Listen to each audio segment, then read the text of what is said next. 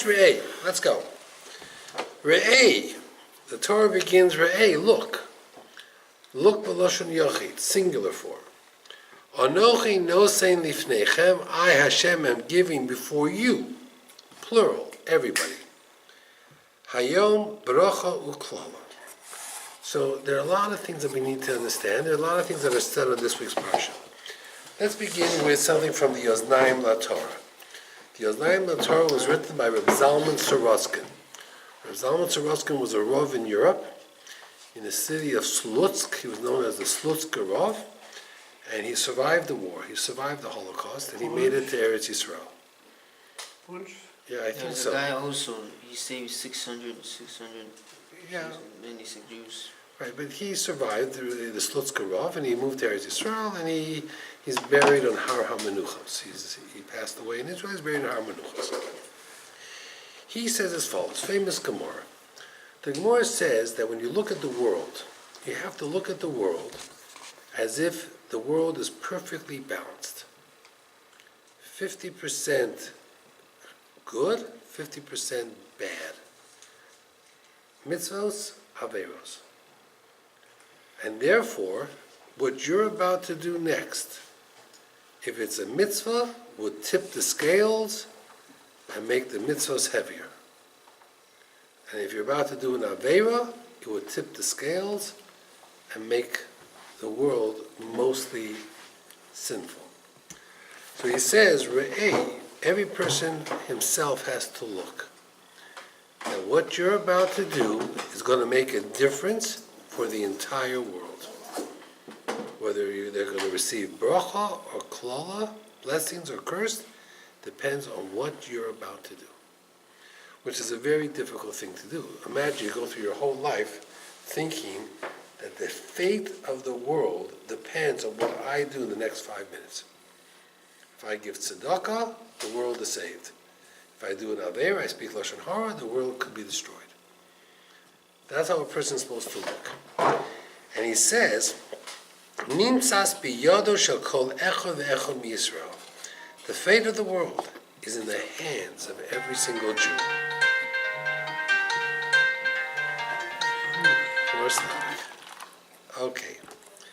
Okay, and therefore, you have to be very careful. The other thing he says is, Re'ei anochi nosein lifnechem means as follows. A person has to say to himself, what I do, right, what I do impacts those around me. Re'ei, a person has to look. Anochi, what I do will determine what happens to each and every one of you. That means if I do a mitzvah, I can bring you along to do mitzvahs. If I do averos, I can schlep you along to do averos. If I'm sitting in shul and I daven nicely, and you're sitting next to me, chances are you'll daven nicely. If I sit in shul and start talking to you, chances are you're going to talk back to me. So a person has to realize that they're not an island. They interact with people. And therefore what you do affects everybody. He says over here, Hayom, today, Moshe reminds the Jewish people, and it's a little bit more exact later on. It says, later on in Parasha, I think, Netzovim Vayelech, Lo nasan Hashem lochem lev lo das, Hashem did not give you a heart to understand, Ara Yom Hazeh. And the Gemara says something fascinating, that your Rebbe can teach you a lesson, and you don't hear the lesson of your teacher for another 40 years. It takes 40 years for you to appreciate everything your teacher told you. Klal Yisrael had a Rebbe like Moshe Rabbeinu for 40 years in the desert. And Moshe says, I'm just now beginning to see that you understand what I'm telling you. And it's such a shame, he says, because I'm about to die. I'm about to leave you. So the Gemara says, Lo koi inish adate de Rabbi, a person does not understand his teacher's lesson ad mem shonin until 40 years later. Sometimes it takes 40 years to understand what the teacher is trying to tell you. The Meforshim say that all life is about choices. Behold, I'm putting before you good and bad. Life is about choices. Good choices and bad choices. I hear this every day. I listen to couples who are thinking about getting divorced, and the wife says, I don't want my children to be by my husband, he makes bad choices. And the husband says, I don't want my wife to have the children, she makes bad choices. And they all go through all the list of all the bad choices they make. They never talk about the good choices they make. For example, he chose me to get married, and I chose him to get married. Was that one of the good choices? The answer is, we're getting divorced. It's one of the bad choices. If I would have known now, then, what I know now, I would never have married him. So they all talk about the good choices and the bad choices. Hi, it's so nice to see you. Thank you. Thank you. Thank you. So there's good choices and there's bad choices. But how we view the world depends on our eyesight. For example, there are some people who get up in the morning and they're very happy. They embrace life. They say, Moda ani lefanecha. They're very happy to be alive. They're going to have service in their life. There are challenges. That's okay. They'd rather deal with those challenges. Okay? On the other hand, there are people who get up in the morning and they can't get out of bed. They're depressed. Okay? Two people. They each have challenges. Life is not perfect to anyone. Life has its difficult moments for everyone. People have problems that are real. Sometimes they're not real, but many times they're real. Some people deal with the problems and say, fine, the problems won't last forever. They're not permanent problems. Other people get depressed, they can't get out of bed. So how they deal with it, depends. Everybody has their own way of dealing with it. It says, Hamotzi eschem me'eretz Yisrael. Hashem took you out of Egypt. V'hapotcha mibeis avodim, and He redeemed you from the house of slavery. So they talk about there were two geulot. There were two ways of getting out of Egypt. Two stages.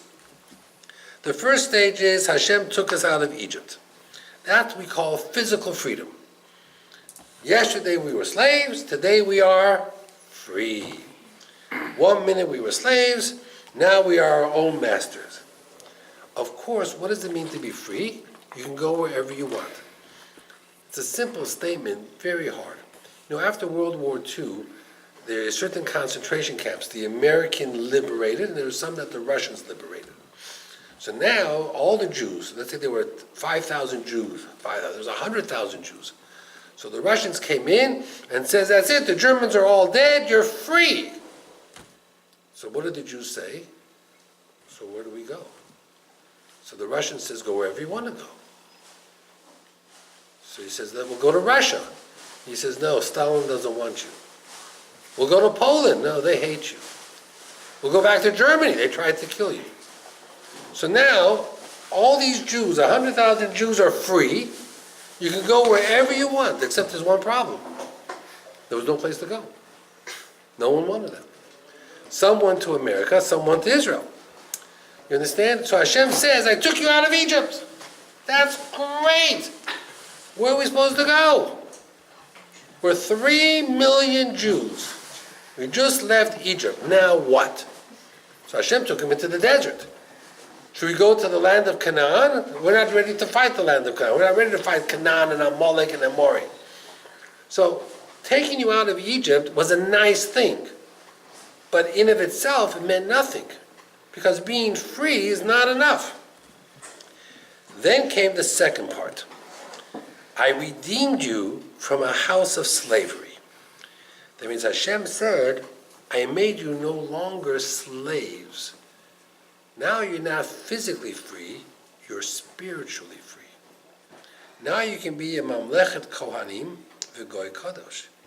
You can grow into whatever you want to be. You're no longer second-class citizens. That's an individual thing. As a nation, you're free. That's a group. But what you do with your freedom, what you choose and what you choose and what you choose is different. Everybody's different. And that's why we say at the Seder, B'chol dor v'dor, every generation is supposed to look like you just came out of Egypt. Why, we're slaves? We're not slaves. But we're free. What does that mean? You can be whatever you want. You can do whatever you want. Within the realms of the Torah, of course, but you can do whatever you want.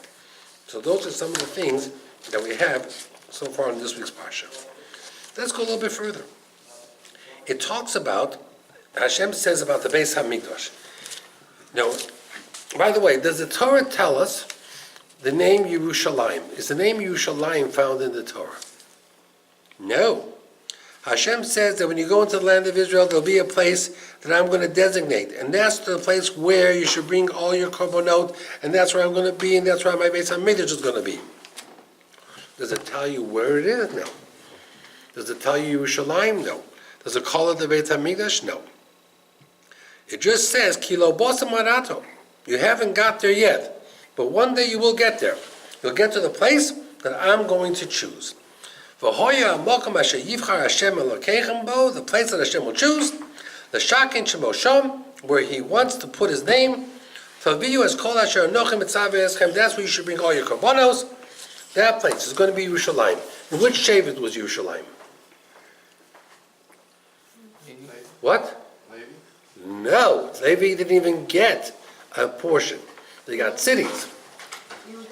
Yehuda was on the border with Yehuda. Part of the Beis HaMikdash was in Yehuda, but the majority was in Binyamin. Why Binyamin?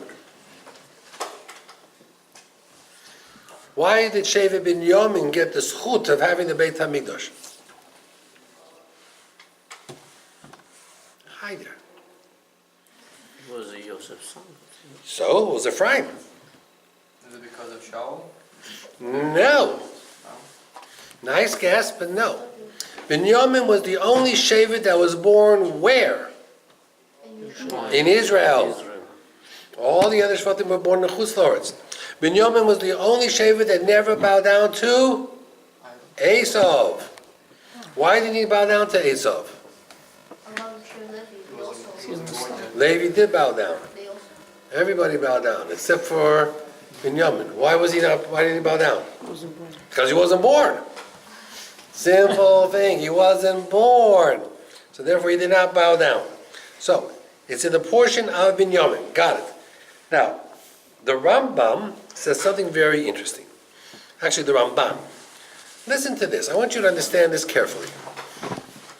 If you run a business, or if you have an organization, you're supposed to have a mission statement. Do you know what it means to have a mission statement? What does it mean to have a mission statement? Business plan. A business plan to a degree, a business goal. For example, take a hotel, right? What is the mission statement of a hotel? Bring the guests. You're in the Hilton Hotel. You're the manager of the Hilton Hotel.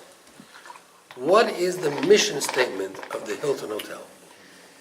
Your statement is not to bring in the guests, Serve them. to serve the guests. That means your mission statement when you run a hotel is we have to serve the guests as best we can. Got it? Got it. Now, you apply for a job at this hotel.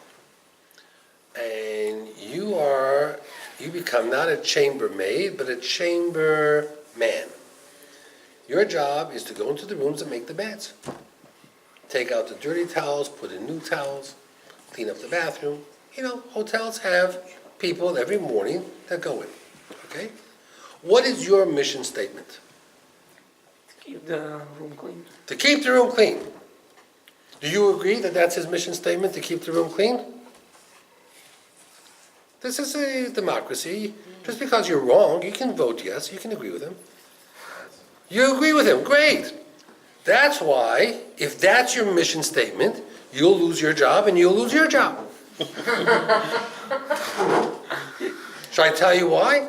Because if you think that your mission statement is to keep the room clean, so at 6:30 in the morning, you're going to come to the door and you're going to knock on the door. The guest is sleeping. I don't care. My job is to clean up the room. So you go in with your vacuum cleaner at 6:30 in the morning and you're making the beds. They're in the beds. You're cleaning up the bathroom. The wife is in the bathroom. You're cleaning it up. What's your mission statement in a hotel? Serve them. Serve the guest.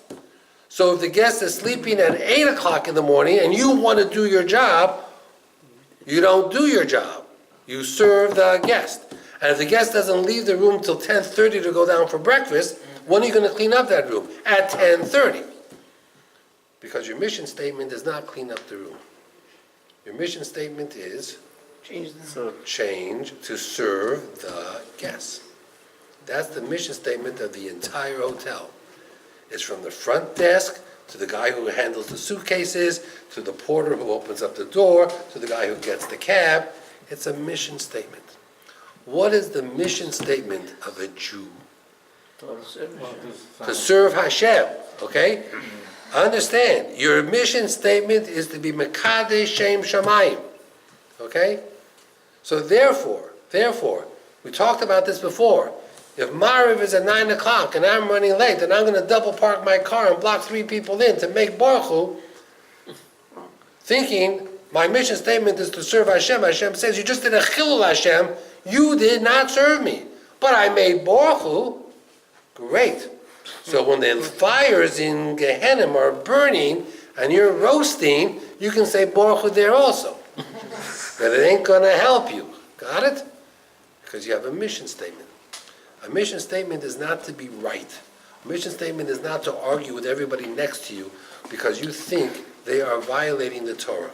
A mission statement is to be Mekadesh Shem Shamayim, is to do what Hashem wants. And the reason why Aseh L'Charav, you have a rabbi who you're supposed to go to and talk to, is you're not asking the rabbi what is right, what is wrong. The question you should be asking the rabbi always is, what does Hashem want? I'm not sure what to do. I could do A, I could do B. How am I going to decide what is right, A or B? I'm going to ask someone who's a little bit closer than I am to God, and I'm going to say to them, tell me, what would Hashem want me to do? If you do what Hashem wants you to do, will you ever be wrong? No. You will be living your mission statement. That's what it means to have a mission statement. And it's interesting. If you go a little bit further, I'll give you a story here. It's a fascinating story. It's a story with Rav Moshe Feinstein. Do you know who Rav Moshe Feinstein was? Who was Rav Moshe Feinstein? He was a Godel, a Posek Godel Bator. 1986, right? He died, I think, in 1986. Do you know where Rav Moshe Feinstein was born? Ukraine. In Russia, in the Ukraine. That's right. Ukraine, yeah. Rav Moshe Feinstein was Russian. Now, he wasn't perfect because he wasn't Bukhari, but he was Russian, I understand he had shortcomings. He wasn't Bukhari, and unfortunately, what can I tell you? He was Sephardi. But I'm sure he must have had Sephardi blood in him. Rav Moshe Feinstein married, his wife's name was Sima, and she was the daughter of Yaakov Moshe Kastanovitz. And he lived in a town called Luban. And he was there, and he became the rabbi of this town. Now, this father-in-law of Rav Moshe Feinstein really believed that Rav Moshe Feinstein was a genius, which he was, and a great man, which he was. And he would tell his daughter, do not disturb your husband from learning. And the daughter says, but it's too much, the children, I can't shop, I can't do everything. He says, just let me know, I'll do the shopping. I have no time to do the laundry and wash the floor. It's the father, Sima's father says, I'll do the laundry. I'll wash the floor. I'll do whatever it takes. Let this man learn Torah. That was the type of a person that he was. His job is to learn. I will wash your floor, I'll take care of your children, I'll do whatever it wants. Okay. This Yaakov Moshe was a really kind man. And in this small community, if someone got sick, and the way to heal the person, they needed a specialist, which cost money, and most people didn't have any money. There was a very poor community. He would go around collecting money. A few pennies here, a few pennies there, and he would pay for the specialist to come in. One day, there was a little boy who was sick, and he needed a special treatment that was expensive. And Yaakov Moshe went around to the different members of the community to collect money. Nobody gave him money. When he asked, why not? This boy is sick. He says, that boy doesn't keep Shabbos. His family's not religious. So I understand you want to cure someone. What's the halacha? Heal him today, so tomorrow he can keep Torah, mitzvahs, and Shabbos. That's why if someone is sick on Shabbos, we drive him to shul, we drive him to the hospital on Shabbos. We're mechalel one Shabbos in order that he should keep the next 100 Shabbosim. But if we save this kid's life, tomorrow he's going to eat treif, and on Shabbos he's going to work, that means we're saving someone who violates the Torah. We don't see the mitzvah in that. That's what they told him. Well, he didn't give up. He went to non-Jews. It made no difference where he went. He did what he could do to collect the money. Well, the Bolshevik Revolution came. Communism took over. And in the towns, the communists came in, and they took away all your money and your businesses because everything went for the state. And the day came that in this town of Luban, certain people were arrested, and they wanted to know where their money was, and they didn't have any money. And they said, the head of the police department or whatever it was said, with these people, the only way to get to them is you get their rabbi. Bring the rabbi to jail, and we'll see how fast these people give out the money. And who was the rabbi? Rabbi Moshe Feinstein, and they brought Rabbi Moshe Feinstein, and they locked him up in jail. Rabbi Moshe Feinstein brings down the story. They locked him in jail.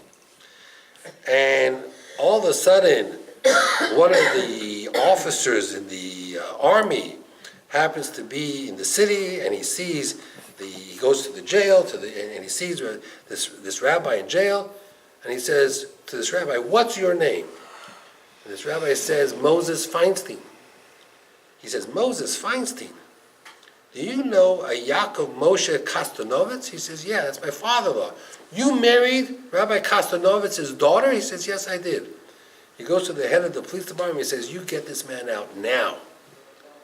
He says, "What? He's he's not a communist." He says, "What? He's the biggest communist." He says, "What do you mean he's the biggest communist?" He says, "My brother was sick and had a serious disease, and this man, Mr. Kostanovitz, collected money to send my brother to get well. And how did he do that? He collected money from everybody. That's communism. That's communism. He took money from all the Jews, and he paid for my brother to get well." Wow. The brother who was not religious. And therefore, he had Reb Moshe Feinstein released from prison, and Reb Moshe writes that until he left Luban, no Jew was ever arrested again. Wow. Wow. Okay? So here's a man, his father-in-law, collected money for a kid who was not Shomer Shabbos, who people said, "What are you doing? That's not what Hashem wants." And you know what he answered them? "You know what Hashem wants. Hashem wants every single Jew to be safe.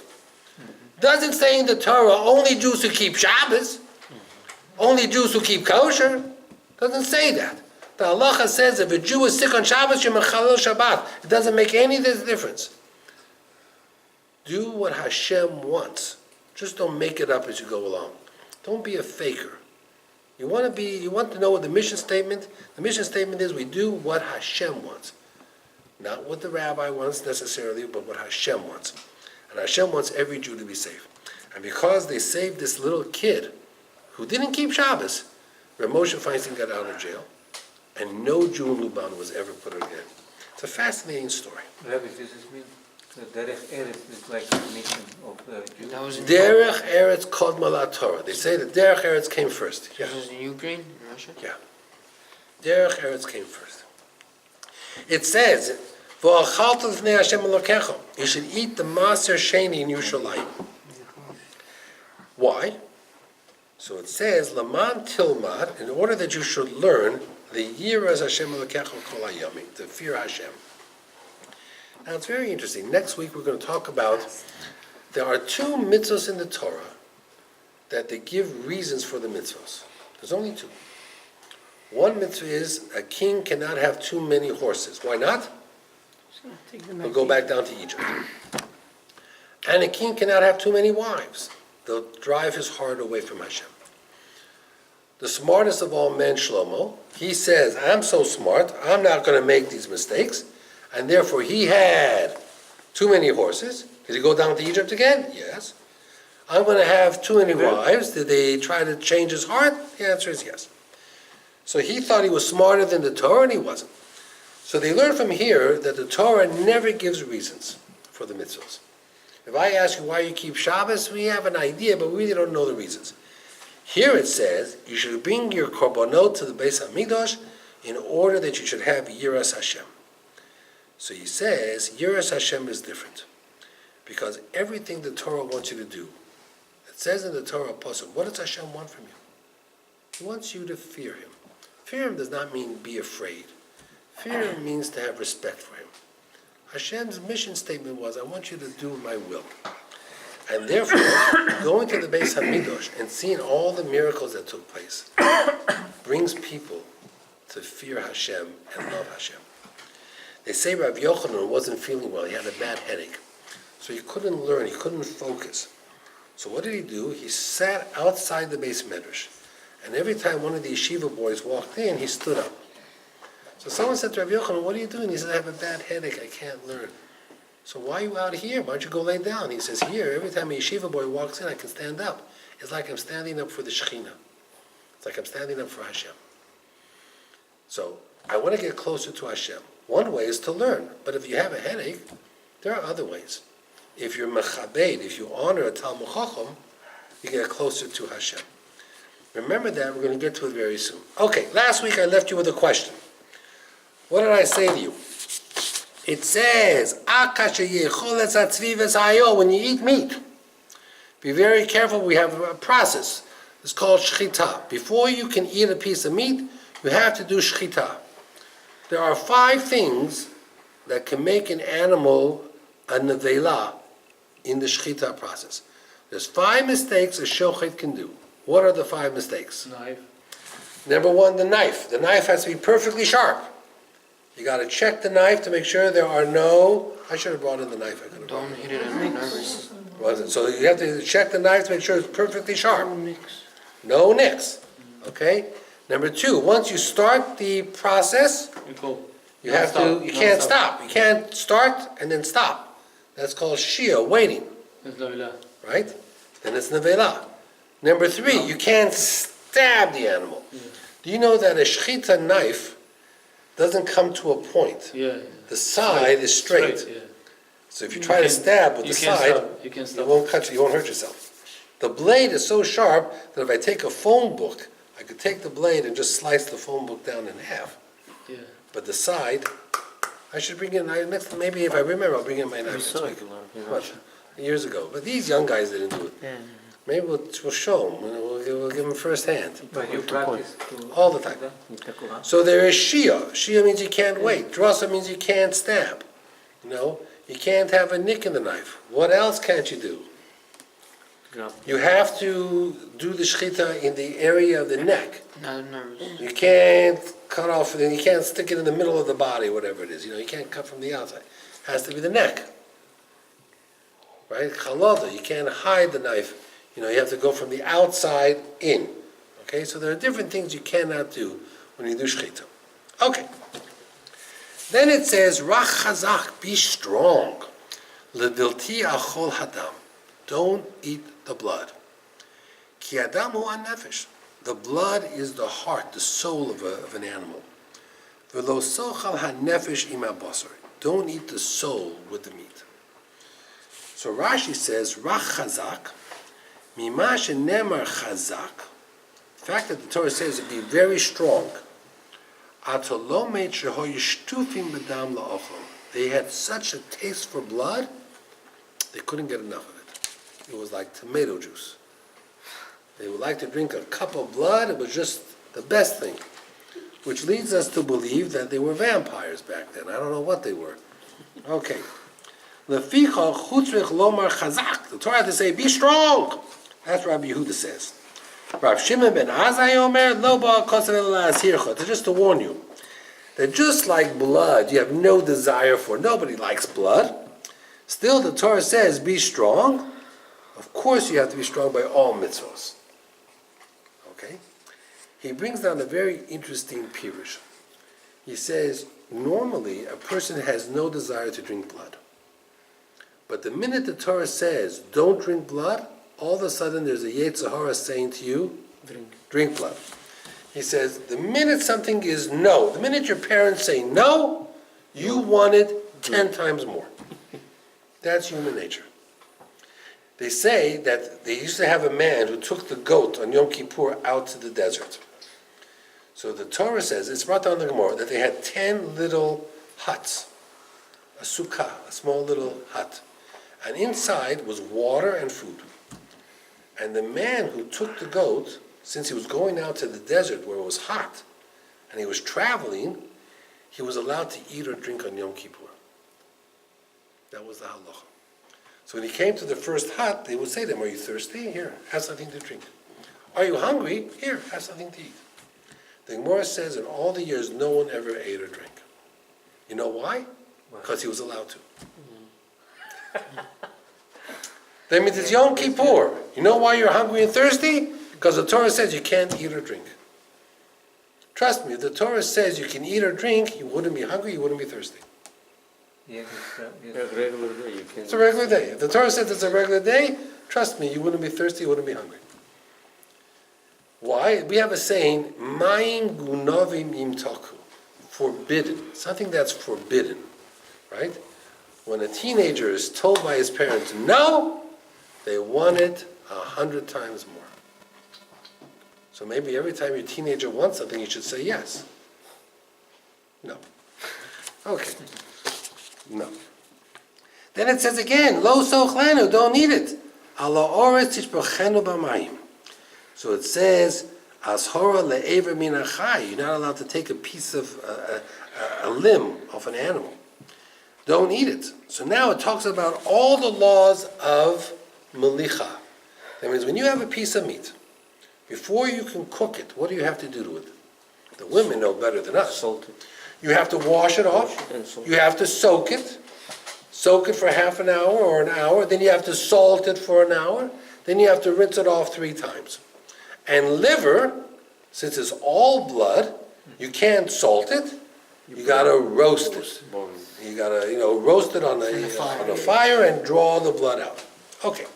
So now, let me see how much you know about Hilchos Molicha. A person does shchita on an animal. Now you have an animal raw. This animal is sushi. It's raw. Not cooked. Nothing.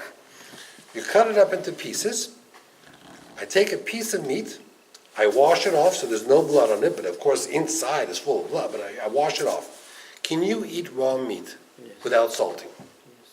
Why yes? Because it's inside there, not out. So the answer is yes. Most people don't know this. The only reason I have to salt the meat is because I want to cook it. And when I cook meat, the blood inside comes out and in. Blood moves. Once the blood starts moving or traveling, I got to salt it first.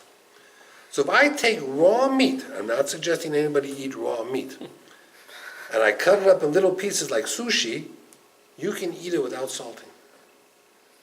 Did you know that? You thought you knew it. When you were a kid in your mother's stomach, you knew it. Then you forgot. We're here to teach you what you forgot. Gemara Chulin. But since most people don't eat raw meat, so now we have to salt it. So we salt it. Once you salt it, you can cook it. You can open up a package of chicken, and sometimes there's a red liquid inside. You think that's blood. Maybe it is, but it's not usher. Because since the chicken was already salted, whatever comes out after the salting process looks red, feels like blood, but halachically it's not blood. You just wash it off, and you can cook it.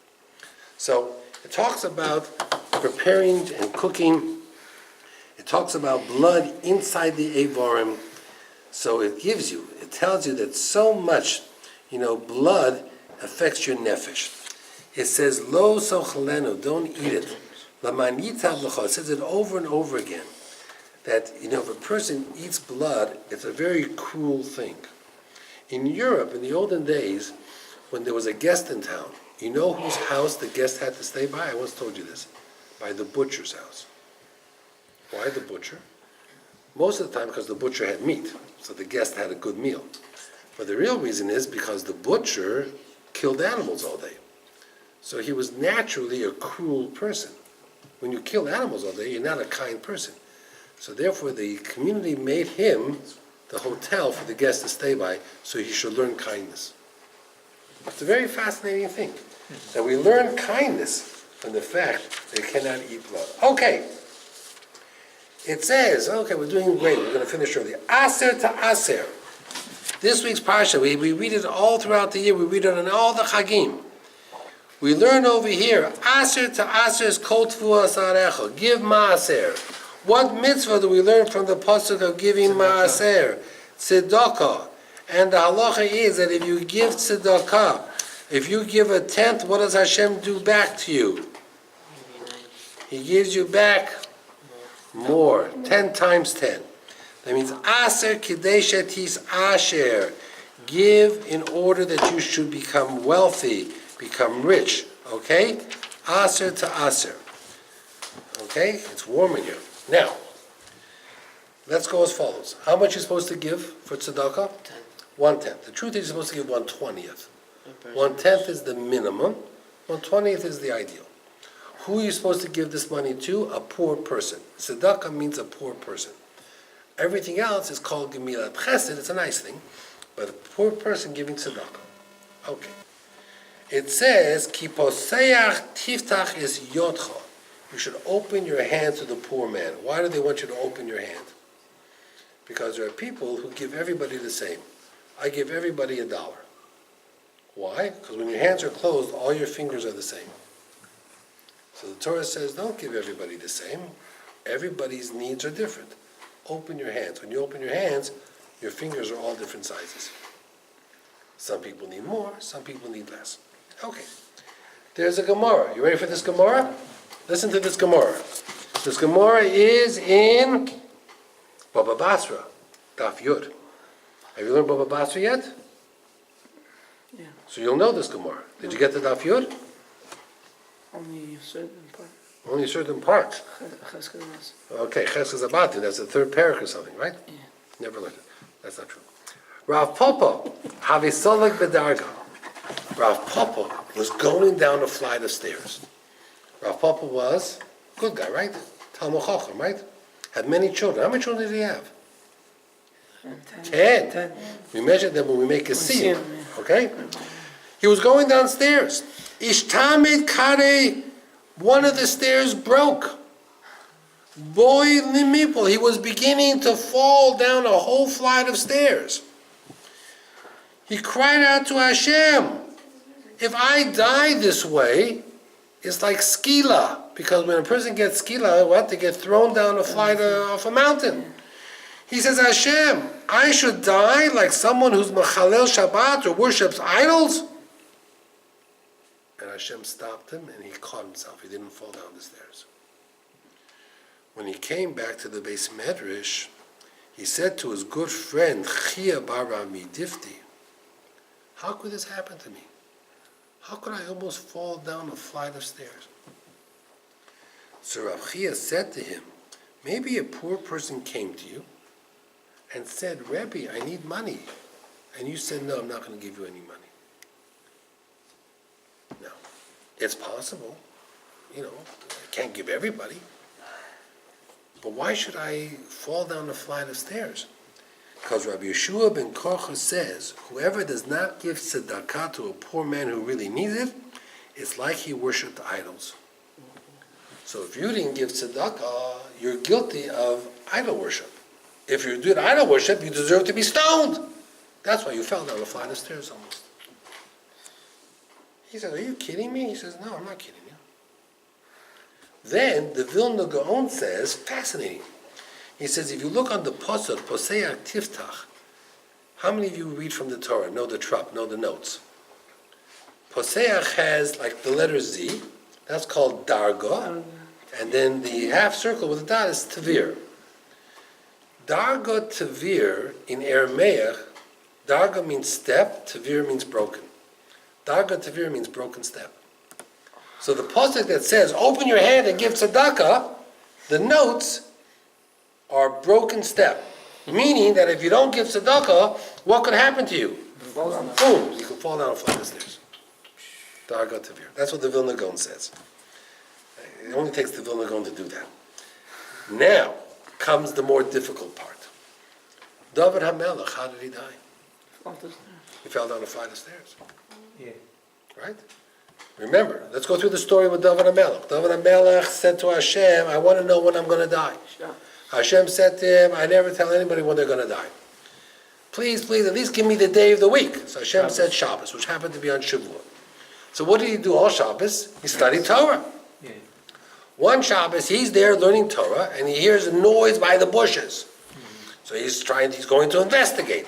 But he's still learning, and he's going downstairs. All of a sudden, the stair breaks. He gets shocked, he stops learning. Boom! The Malach HaMavis takes his neshama, and he falls down the stairs, and his father finds him at the bottom of the stairs. If that's true, so when did David HaMelech not give tzedakah? So that's the Yalkut Shimoni. I once told you this a few years ago. I'll tell it to you again. It's a shocking thing. David HaMelech wanted to build the Beit HaMikdash. Everybody says, no, he can't because he took so many lives, he killed people. That's not the real reason. The real reason is because he didn't give tzedakah when he was supposed to. What's the story? Every time he conquered a country, he gathered all the gold and silver. Who did it belong to? Him. He was the king.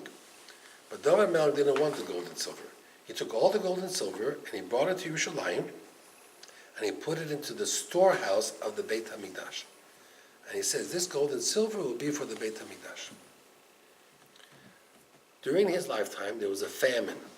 3 years, there was no food. People were starving. So they came to him and they said to him, we need food.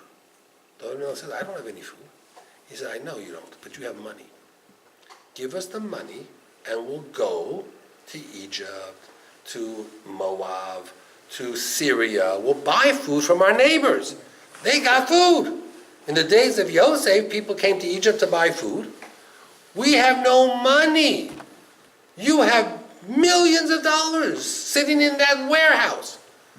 What did David say? I'm sorry, it's not my money. It belongs to the Beit HaMikdash.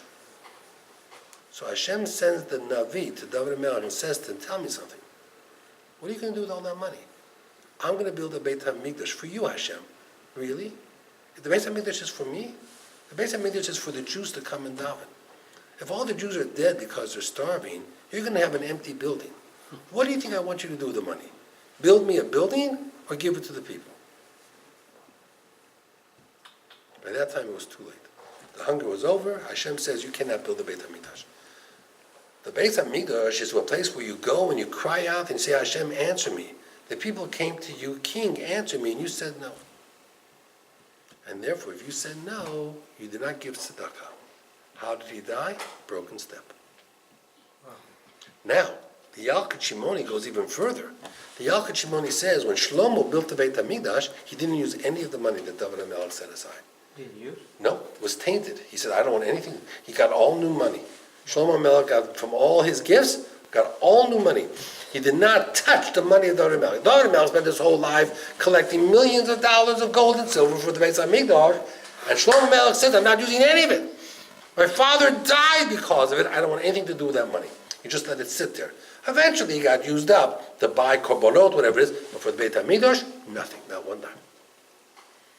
How does it was for Beit HaMikdash? Why he's not using? Because his father died because of it. He felt that the money was pasul, was no good, was dirty money. Now, Rabbi Yehuda Leib Ginsburg, in his Musar HaNavim, says something fascinating. He says, maybe David felt you weren't allowed to use the money of the Beit HaMikdash for food. You know, how did he know different? He says he knew different. Because when he was running from Shaul HaMelech, he was starving. And he came to the Mishkan, Shiloh, and he asked the Kohen Gadol, I need food, I'm hungry. They didn't have any food. The only food they had was Lechem HaPanim. And what did they do? They gave him Lechem HaPanim and he ate it. How could he eat Lechem HaPanim? It belongs to the Beit HaMikdash. So they told him, because if a person's hungry, hunger comes first. So David ate from the Lechem HaPanim. So David knew that you could use the food of the Beit HaMikdash for food, and you can use the money of the Beit HaMikdash for food. So when these people came, he should have given him the money. He should have said, you know what, I'll get new money. Today, you're hungry. I'll give you the money from the Beit HaMikdash. He turned them away. The minute he turned them away, Hashem says, you're a big tzaddik, David, I love you, but you can't build the Beit HaMikdash for me. Last story. Let me see Is where. not give suggestion from his, David Amelech has like advisor. From which advisor? He's not, when they come to. They came to the king. People come to say, we suffered, please give us something to eat. Who was his advisor? He had Achitophel, but Achitophel rebelled against him and was killed. He had Nevi'im, he didn't ask them. He himself said, this is the answer. No. Of course it's a problem. We have the same problem today. We have a king who's in Washington who doesn't listen to his advisors. He doesn't have the best advisors either, but he doesn't listen to his advisors. He only likes to tweet. Okay, you ready for this story? This story is a very unusual story. A little warm in here, but we got your attention. You may want to pour yourself a drink for this one. It's from a sefer called Kav HaYoshar. It's a Musar sefer, Kav HaYoshar. You have this sefer? My school, yeah. Which school are you in? Rabbi Aaron. Oh, very interesting. Okay. You'll look this up. You'll read the story tomorrow. Rabbi Wallerstein likes this sefer very much. He's a big fan of the Kav HaYoshar. So Okay. it goes in the Kabbalah, no? It's a little Musar Kabbalistic, yes. 10th Parak Yud. Here's the story. I photocopied it in Hebrew, but when you go to your school tomorrow, Kav HaYoshar, 10th Parak. Show it to your teachers. It will spook them out. Translation? Kav means the line, the path. Yashar means straight. How to walk down the straight road. Many roads are curvy, you know. It's like trying to find loopholes. The Kav HaYashar is the straight road. The Rambam always talked about the Shvil HaZahav, the golden road, Middle. the middle. The Rambam didn't believe in this extreme or that extreme. He liked the middle road. Okay, you ready for this? I got your attention? You're going to want to keep your attention on this. What is about? You'll find out in about 30 seconds. No. He says a person has to be very careful when they make a party. Any Sudat Mitzvah, Brit Milah, or engagement party, or a wedding, or Bar Mitzvah, and you send out invitations to all your guests. Make sure that you have a few poor people at your Su'udah. That means invite poor people to your Su'udah. I remember when my daughters got married, so we got married at the Terrace Avraham, which is in Williamsburg. And, you know, in Ashkenazim, if you're the father of the bride, or the girl, you end up having to pay for the meal. So, you know, I gave them a check to cover certain tables, and they always overestimate. That means if I tell them I'm going to have 300 guests, they always prepare a little bit extra. So he said to me, you know, we're going to have 2 extra tables, should I take them away? I says, no, there's a bunch of poor people upstairs with collecting. I want you to go upstairs and invite them. I want to see them at those tables.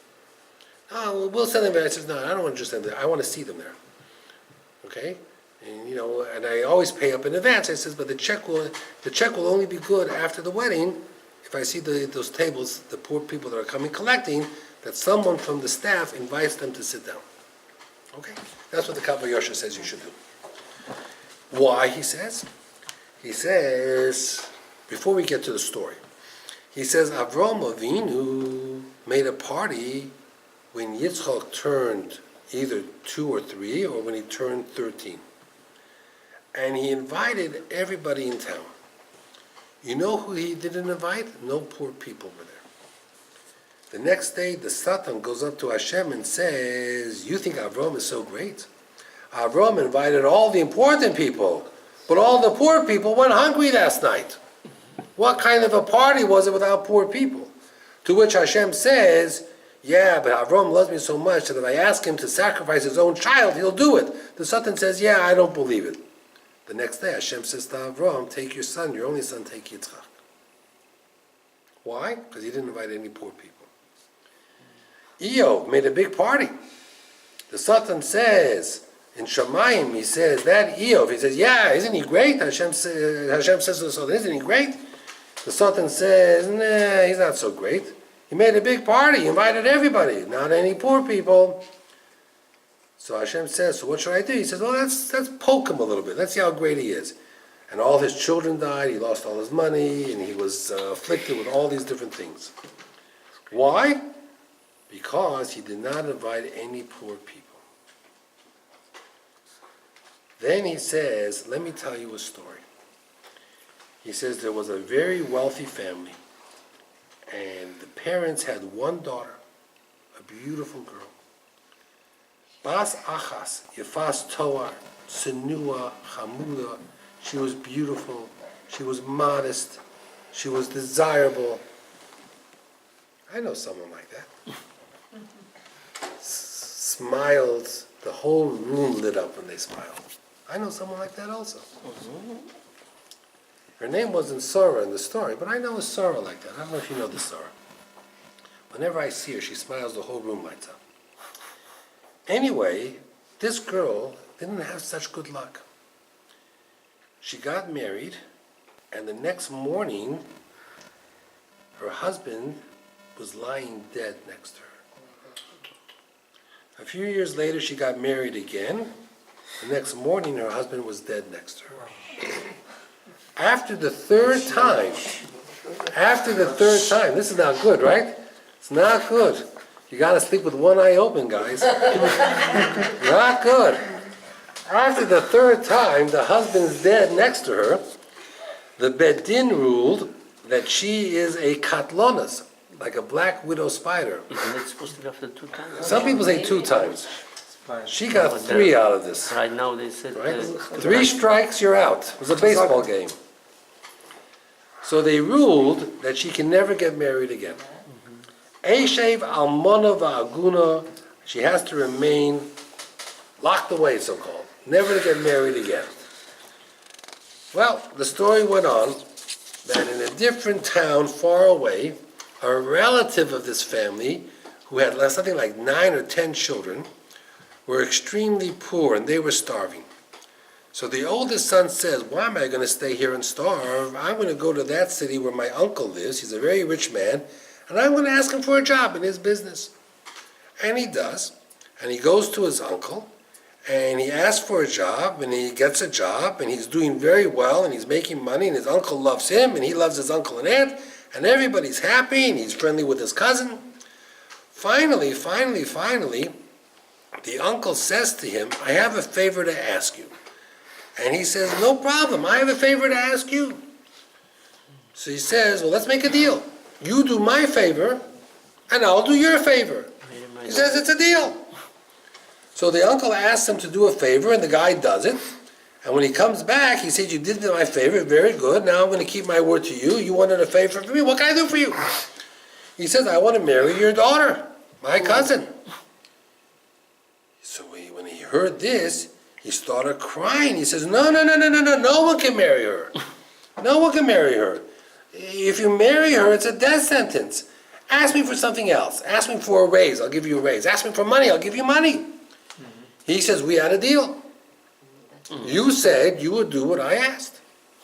So therefore, honor your deal.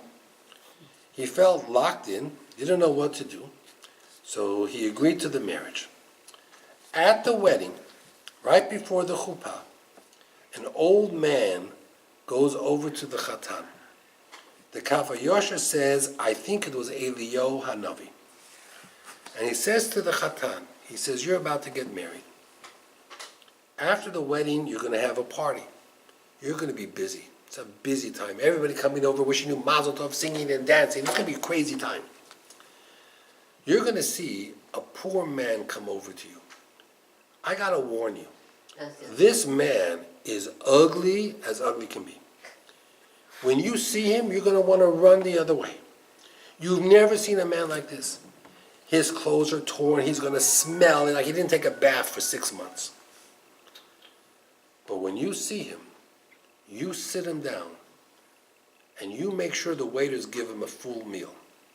You make sure he gets a full meal at the table. He sits at the table and he eats something. And then the old man disappeared.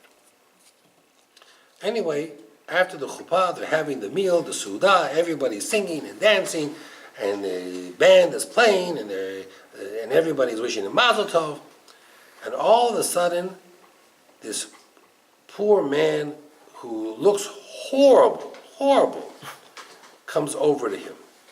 The Chatan jumps to his feet and says to the man, I want you to sit in my seat. And you don't move, I'm going to bring you food. And he doesn't take a waiter, he does it himself. He brings him a meal, he brings him soup, he brings him gefilte fish, he brings him chicken, he brings him ketchup, he brings him soda, he services him.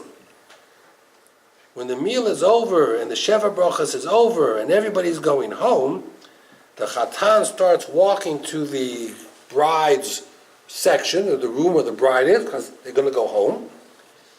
The poor man follows him. And he says to the poor man, can I help you with something else? He says, my son, Ani shlucha shel mokom, I am the messenger of Hashem. I am the Malach HaMaves. Ubasi heina, I've come to you now, litoles nafshecha, to take you away. Your time has come.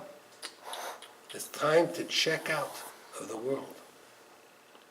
Omer lo achoso, so the chosson says, what are you talking about? I just got married.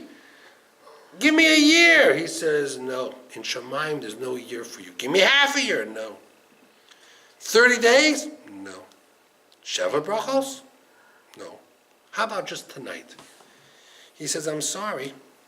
Hashem wants you now. Time's up. When your time is up, your time is up. The Malach HaMaves doesn't negotiate. Omer lo Malach HaMaves lo ese. I can't negotiate with you.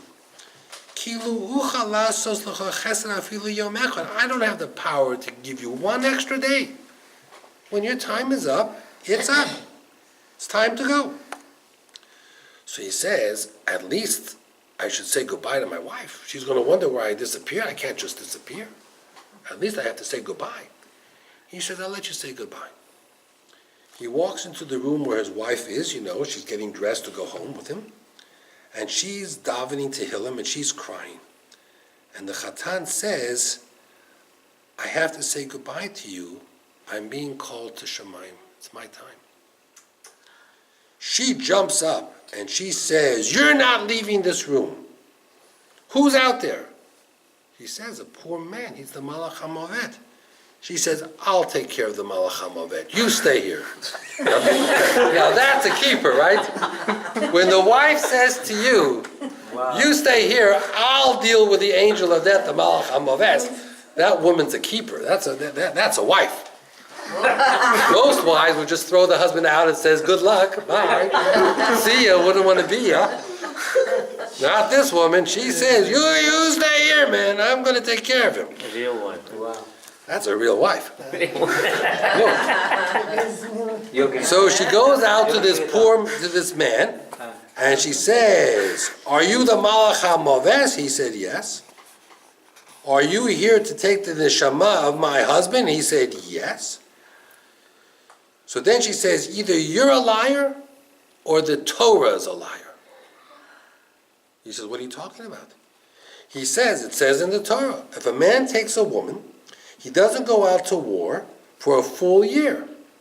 He stays home to be with his wife and make her happy. So according to the Torah, when a man gets married, the Torah frees him from all responsibilities for 1 year. So either the Torah is lying, or you're lying that he has to die today. They both cannot be true. So he says, I don't know what to tell you. I'm following the instructions of my master who wrote the Torah. So she says, great. I demand a din Torah in Shamayim with your master. So the Malach HaMavet says, no. I ain't taking you upstairs. I've taken people upstairs before. And what happened during those days? Nothing good. They jumped in. No. We're not. No. I'm not going to make that mistake again. No way, Jose.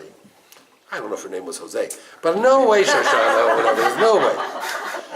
Okay, I'm not doing that. I'll go and I'll ask God for new instructions, and I'm going to come back and give you his answer. Ubeherifying, he went up, and in an instant he came back, and he had a smile on his face, And he says, HaKadosh Baruch Hu has agreed with you. Your husband is off the hook. He's free. But not because he only gets 1 year. And not because you had the winning argument.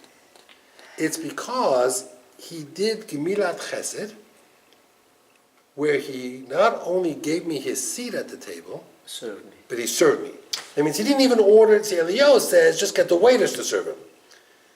Then there would have been no big deal because he was listening to Eliyahu. He had inside information. It was called an insider trader. You don't get points for that. He says, because he himself served me. So then the Kav Hanochi, the Kav Hayosha says, Al Kenny says you have to be very careful. When you have any simcha, and there's a poor person there, you never know who that poor person really is.